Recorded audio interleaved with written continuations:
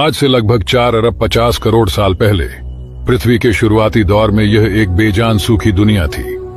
लेकिन करोड़ों किलोमीटर दूर सोलर सिस्टम के सबसे ठंडे हिस्सों में धूल के कणों की सतह पर पानी के क्रिस्टल्स पैदा हो रहे थे।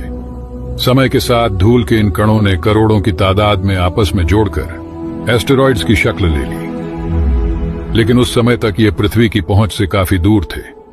किस्मत से एक बहुत बड़ा ग्रह उस समय तेजी से आगे बढ़ रहा था।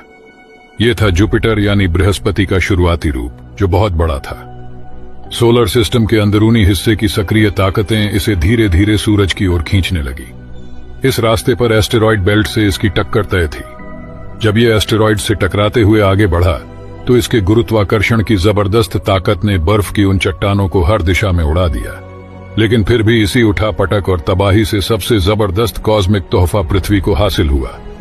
बर्फ और पानी से भरी चट्टानें पृथ्वी की ओर उछाल दी गई।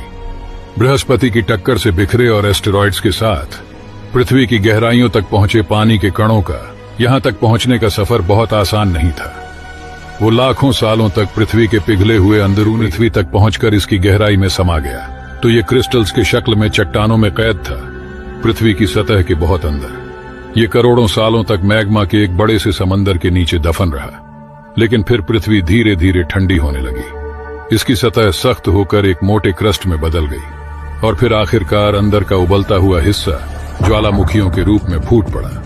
बड़े बड़े ज्वालामुखियों ने गैस और भाप को आसमान में कई किलोमीटर की ऊंचाई तक उछाल दिया। इतने उथल पुथल के बाद आखिरकार पानी के कण आजाद हो गए और उन्होंने शुरुआती बादलों का निर्माण किया।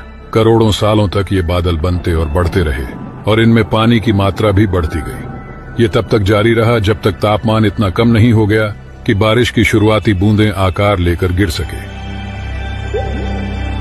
इसके बाद शुरू हुई तेज बारिश, जो कई हजार सालों तक जारी रहा। और यह चीज आज भी लगातार चल रहा है, जिसके कारण यहाँ पृथ्वी पर जीवन संभव हो पाया है।